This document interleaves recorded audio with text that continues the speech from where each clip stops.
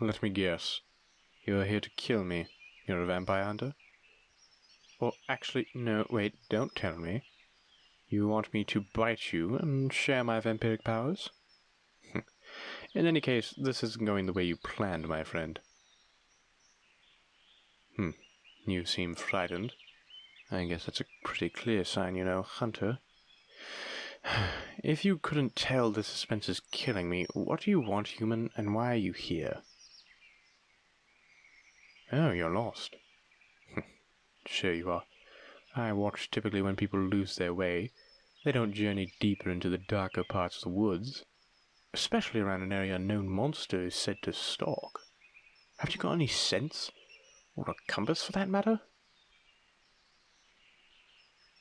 No, of course not. I haven't a single intention of hurting you, or anyone for that matter. Do you know how hard it is to be treated like a vicious monster? An animal? Of course you don't. How could you? You still have warm blood in your veins. You don't realize how lucky you are. What do I feed on?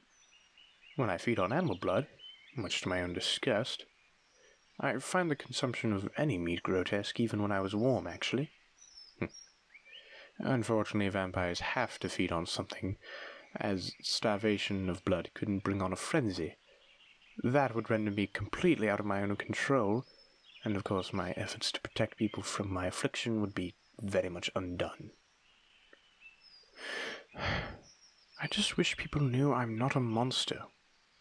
I hate this. I never asked to be like this, but unfortunately it's my reality, and I have to live with that. It's been my reality for quite some time now. Who made me, you ask? I honestly don't know. It was so long ago I've forgotten their face, actually. All I remember is finding myself on the brink of death towards the end of a long journey. I remember the winter was terrible that year, and much like you, I lost my way around these parts. I ended up being thrown from my horse. Something spooked him, I think. Just as the frost was beginning to permeate my skin, a stranger approached and offered help.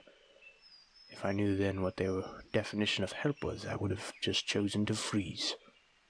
But I agreed, and of course, here I stand, undead, unloved, and ironically still cold.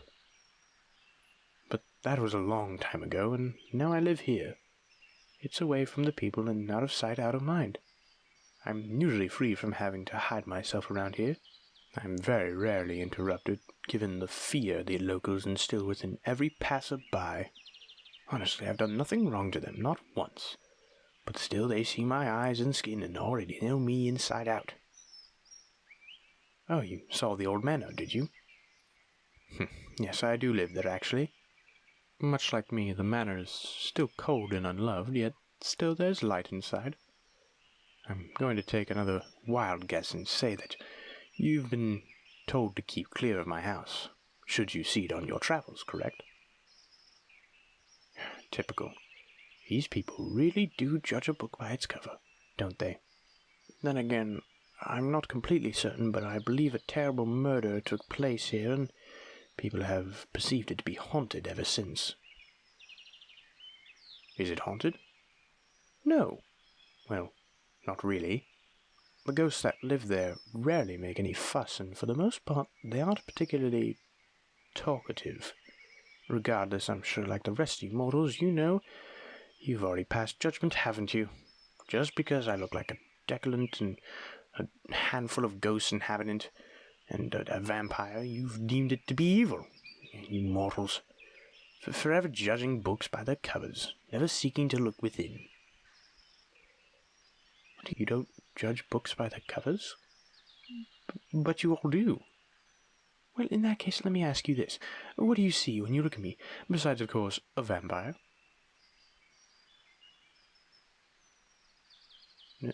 No one's ever said anything like that to me before. Please forgive me, but I'm a little taken back. So you don't actually see me as a monster? You don't fear me? Thank you. I honestly can't tell you how much this means to me. For so long I've spent my days cursing the living for their lack of understanding and resentment of me, even though I try so hard to protect them from myself. And I try so hard just to live a normal life. Knowing that you really don't truly see me as a monster, could I be so bold as to ask for your name? That's a wonderful name. I haven't actually heard that name all that often, actually. You're not from around here. Well, you're not a local anyway, are you? I thought as much. Well, it's been nice to meet you. Oh, you want to know my name? My name is Cassian. Lord Cassian, to be exact, but once again that title belonged to me a long time ago, and probably doesn't mean anything anymore. How old am I? Well, that's awfully intrusive of you to ask, even if I am a vampire. I'm around 130 years old. I was created in my early 20s, so my body has remained virtually the same. The only thing that changed was my eyes and skin color. I miss my emerald eyes. They were a lot less threatening when meeting new people like yourself. No, I suppose they couldn't see in the dark. Look, I really do want to thank you for actually taking the time to get to know me and, well, just listen to me. You're amazing and so kind. I really hope we can do this again. Only if you'd like. I'd be more than happy to have you around my manor for tea one day. That's if you're free, of course, and don't mind the odd ghost floating past. Really? You'd love to? But that's great! I mean, brilliant. Thank you. That's really given me some time to look forward to. I haven't felt, such emotion for far too long. Well, let's get you back. I'll walk you to wherever you came from. I know these woods better than most, and, of course, it's being able to see in the dark is remarkably useful this time of night. Thank you again. You've helped me, so let's help you find the road back. Come along.